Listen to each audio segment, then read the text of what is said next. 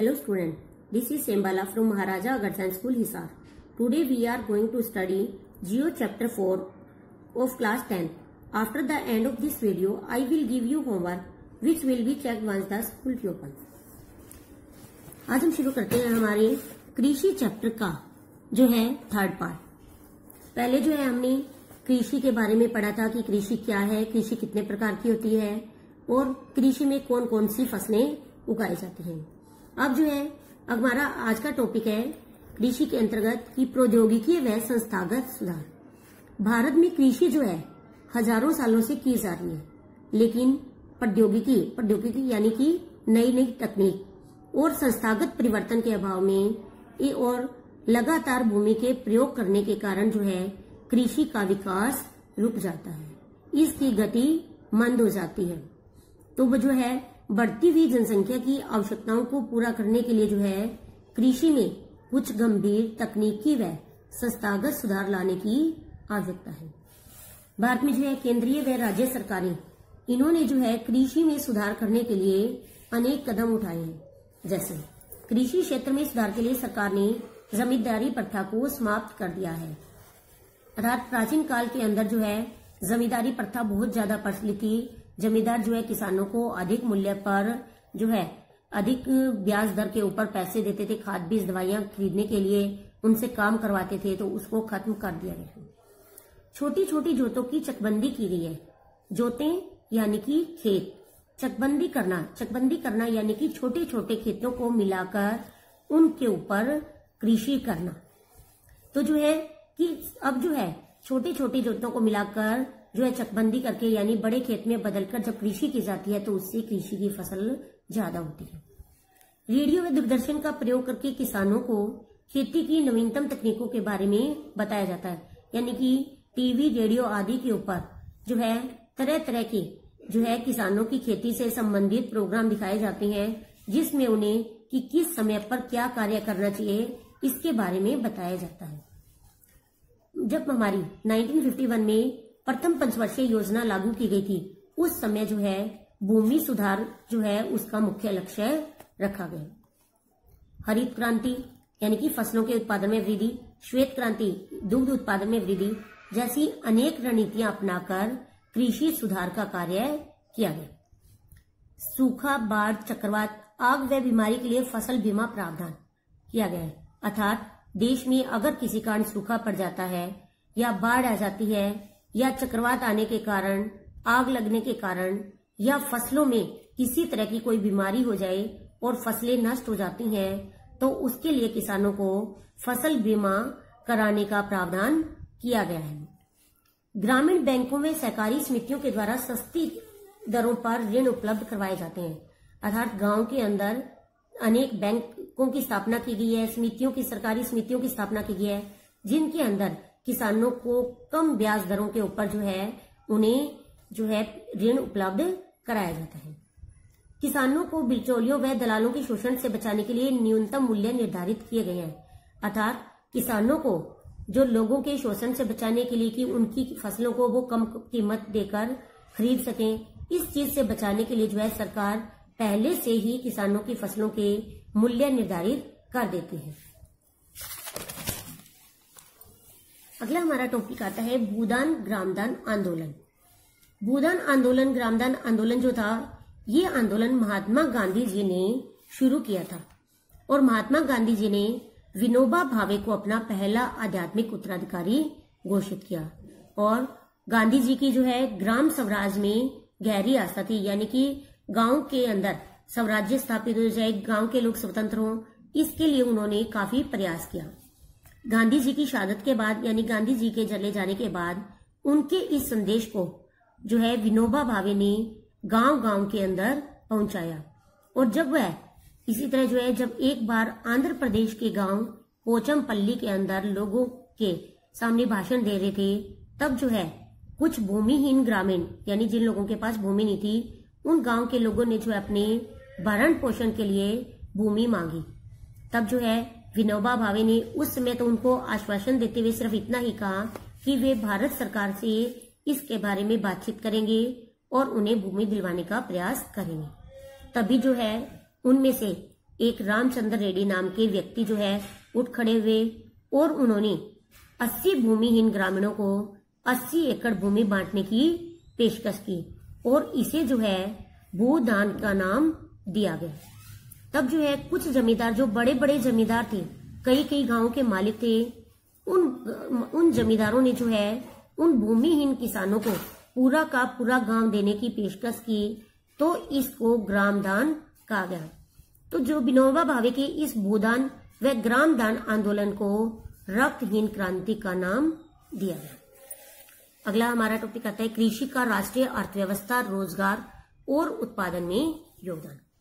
भारतीय कृषि जो है भारतीय अर्थव्यवस्था की रीढ़ मानी जाती है और सकल घरेलू उत्पादन में कृषि का योगदान जो है 1951 से लगातार घट रहा है, लेकिन फिर भी 2010-11 के अंदर देश की 52% जनसंख्या आज भी रोजगार व आजीविका के लिए कृषि पर निर्भर है, यानी कृषि 52% लोगों की आजीविका का साधन।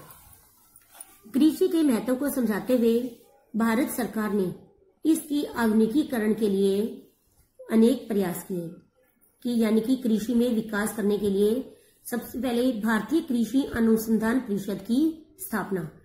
इसके अंतर्गत जो है कृषि के नए नए आधुनिकीकरण, नए नए उपकरण आदि जो है नई नई तकनीकें, मशीनें, यंत्रों का आविष्कार किया और कृषि क्षेत्र में जो है अनुसंधान कार्य किए गए या नई नई खोजें की गई। 1980 से 1990 के दशकों के अंदर अनेक भूमि विकास कार्यक्रम शुरू किए गए।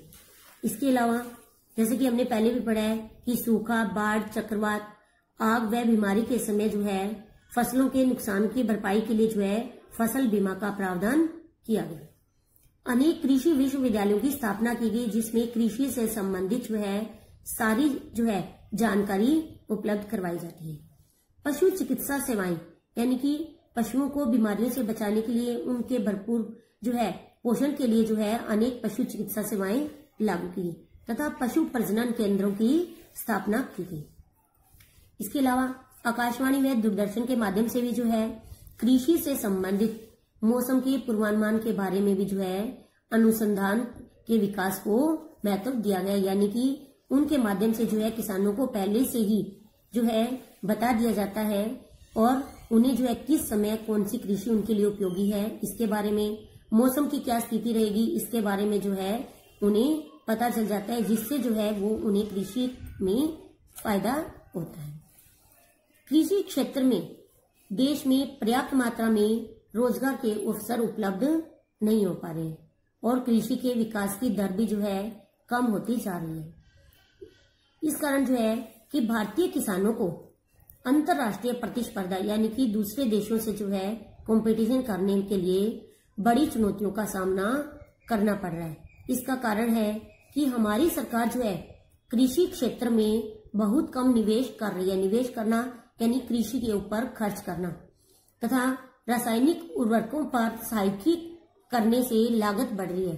सहायकी करने यानी कि जो रासायनिक खाद बीज उर्वरकों पर जो सब्सिडी है वो कम कर रही, उनके ऊपर बहुत कम करने के कारण जो है किसानों की कृषि पर लागत बढ़ती जा रही है, जिसके कारण जो है कृषि पर हानिकारक प्रभाव पड़ रहे हैं और कृषि में रोजगार कम होते जा रहे हैं।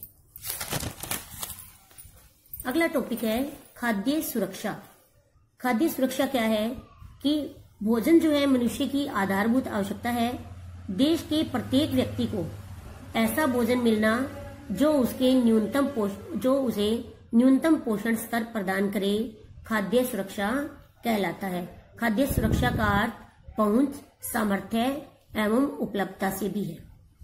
समाज के सभी वर्गों को खाद्य उपलब्धता सुनिश्चित करवाने के लिए जो है हमारी सरकार ने बफर स्टॉक व सार्वजनिक वितरण प्रणाली शुरू की है, जो कि गांव व नगरीय दोनों ही क्षेत्रों में जो है लोगों को खाद्य पदार्थ व अन्य आवश्यक वस्तुएं सस्ती कीमत पर उपलब्ध कराते हैं। अब आते हैं कि बफर स्टॉक क्या है। बफर स्टॉक यानी कि सरकार किसानों से जो है न्यूनतम समर्थित मूल्य पर, न्यूनतम समर्थित यानी जो पहले से ही जो कीमत निर्धारित कर दी जाती है सरकार की ओर से, उस मूल्य पर उनसे अनाज खरीदती है और उनको FCI भारतीय खाद्य निगम के गोदामों के अंदर जमा कर देती है। सार्वजनिक वितरण प्रणाली, सार्वजनिक वितरण प्रणाली ये भारत सरकार के द्वारा सभी लोगों को, सभी यानी कि जो गरीब लोग हैं उन लोगों पर कम कीमत पर अनाज उपलब्ध कराने के लिए जो है सस्ते मूल्य की दुकानें उपलब्ध कराई है, जिन्हें राशन की दुकानें भी ये कहते हैं या उचित दर की दुकान का नाम दिया जाता है। इन जो है सार्वजनिक वितरण प्रणाली के अंदर उपभोक्ताओं को 2 वर्गों में बांटा गया है। एक है BPL तथा APL। BPL का मतलब है बिलो पॉवर्टी लेवल, यानी कि गरीबी रेखा से नीचे के लोग, तथा अबव पॉवर्टी लेवल यानी कि गरीबी रेखा से ऊपर के लोगों की श्रेणी। तो जो है सरकार गरीबी रेखा से नीचे के लोगों को जो है आवश्यक सुविधाएं अधिक मात्रा में दुकानों के जरिए, सार्वजनिक वितरण प्रणाली के जरिए उन्हें प्रदान करवाती है। अब आता है कि भारतीय किसानों को आज भी किन किन समस्याओं का सामना, यानी कि अनेक समस्याओं का सामना करना पड़ रहा है। इसका कारण क्या कि भारत में वर्षा जो है वो अनिश्चित है, यानी कि कितनी मात्रा में होती है, कभी कम और कभी ज्यादा। अनियमित यानी कि कभी समय से पहले आती है और कभी देरी से आती है। सिंचाई के साधन भी पर्याप्त मात्रा में उपलब्ध नहीं है। इस कारण किसानों को अनेक कठिनाइयों का सामना करना पड़ता है। दूसरा कि भारत के किसान, ज्यादातर किसान जो है गरीब है और वो जो है आधुनिक कृषि उपकरण, खाद, बीज, दवाइयां, कीटनाशक आदि नहीं खरीद पाती, जिसके कारण जो है उन्हें समस्या उत्पन्न होती है। तीसरा, किसानों के खेत जो है वो छोटे छोटे हैं, तो छोटे खेतों के अंदर ज्यादा मात्रा में कि नवीनतम उपकरणों के द्वारा कृषि नहीं की जा सकती। इसके कारण जो उनकी उपज भी कम होती है, जिसके कारण उन्हें समस्याएं उत्पन्न होती है। अब आता है कि वैश्वीकरण का कृषि पर प्रभाव। वैश्वीकरण क्या होता है? एक देश की अर्थव्यवस्था को संसार की अर्थव्यवस्था से जोड़ना। भारतीय कृषि पर इसके अनेक प्रभाव पड़े हैं। पहला है, भारत की कृषि जो पहले निर्वाह कृषि थी, अब उसने व्यापारिक कृषि का रूप धारण कर लिया है और आज किसान जो है अपने खेतों में उसी फसल का उत्पादन करता है जिसमें उसे अधिक से अधिक लाभ हो। दूसरा, उन्नत किस्मों के बीजों के प्रयोग के कारण जो है कृषि उत्पादों की मात्रा में और उसकी गुणवत्ता में वृद्धि हुई है। थर्ड, कृषि उत्पादन बढ़ाने के लिए जो आधुनिक कृषि यंत्रों, नई तकनीकों का प्रयोग करने लगा है, जिसके कारण किसान जो है अपने खेत में एक वर्ष में 2 से अधिक फसलें उगाने लगा है। फोर्थ है, किसान उत्पादन की मात्रा व गुणवत्ता बढ़ाने के लिए किसानों के अंदर आपसी प्रतिस्पर्धा बहुत ज्यादा बढ़ गई है। फिफ्थ है कि कार्बनिक कृषि का प्रचलन बढ़ गया है। कारण क्या है कि कार्बनिक कृषि से इसका पर्यावरण पर नकारात्मक प्रभाव नहीं पड़ता। कार्बनिक कृषि क्या होती है? कार्बनिक कृषि यानी वह कृषि जो रासायनिक उर्वरकों का है, कीटनाशकों, रासायनिक खादों, खरपतवारनाशकों के प्रयोग के बिना की जाती है, उसे कार्बनिक कृषि कहा जाता है और इसका पर्यावरण पर कोई गलत प्रभाव नहीं पड़ता। ये था हमारा लेसन कृषि। तो इस लेसन के क्वेश्चन जो आप अच्छे से लर्न करेंगे और अपनी नोटबुक में राइट करेंगे।